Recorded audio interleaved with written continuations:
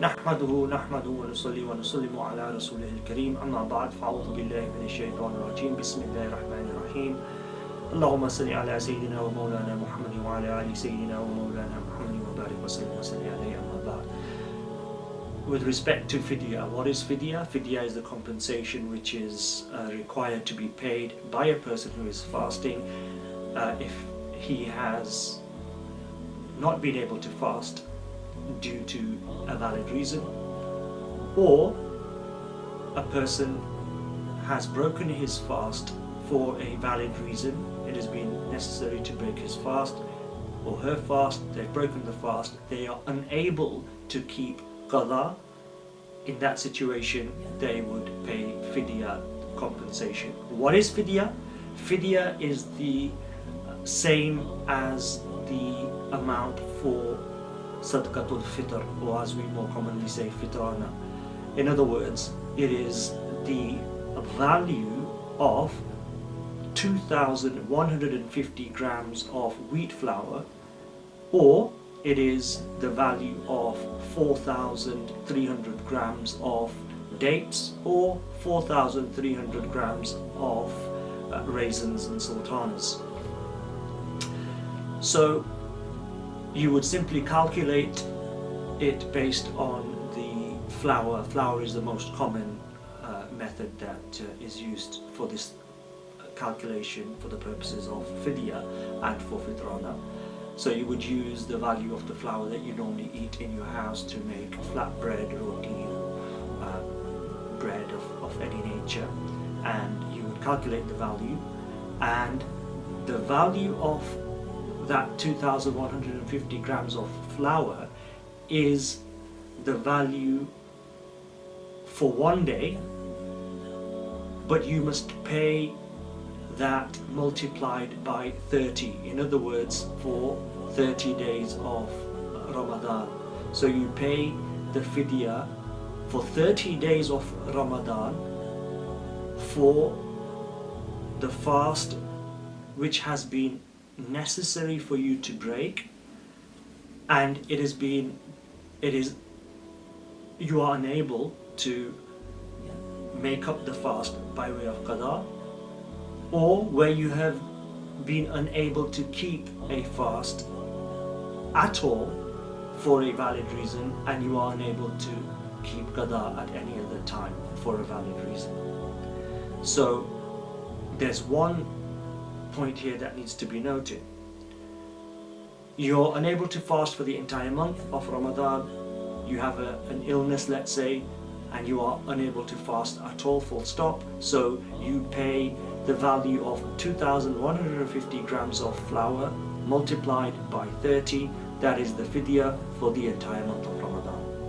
However, there could be a situation where you missed one fast or you missed two fasts, and there is a reason why you're unable to keep qada later on. It's a very rare situation that would happen, but let's say you were in a situation where you're unable to keep qada later on. You had a valid reason for breaking your fast. You broke a fast one day, you fasted for another few days, then you broke a fast again. What's the hukum there? The hukum there is that you would pay, it would be necessary for you to pay the Fidyah, in other words, the value of 2,150 grams of flour multiplied by 30 twice for each of the days that you missed. Where you've missed days consecutively, so for example, where you've missed the entire month of Ramadan, because it was consecutive, then you would only pay the Fidyah once for that.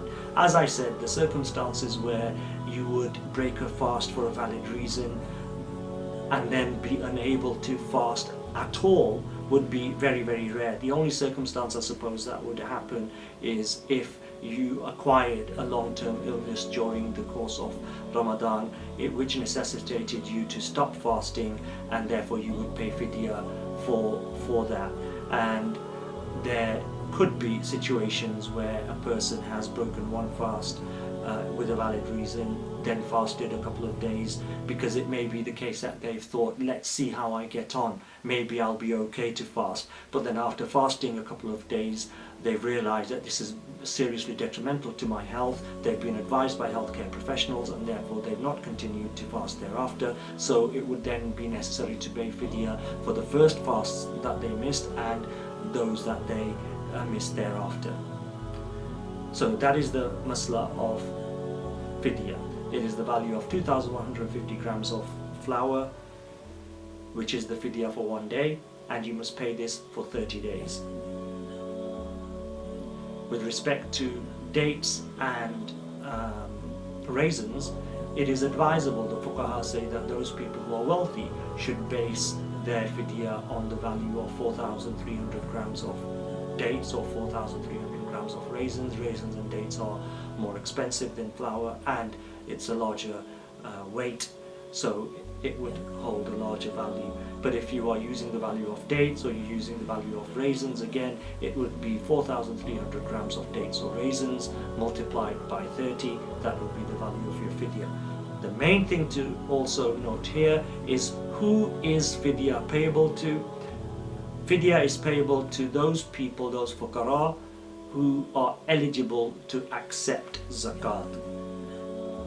If a person is poor but is not eligible to accept zakat, then they cannot accept fidyah. So that is something which is important and needs to be borne in mind when you make arrangements to pay fidyah. Wa akhiru da'wana.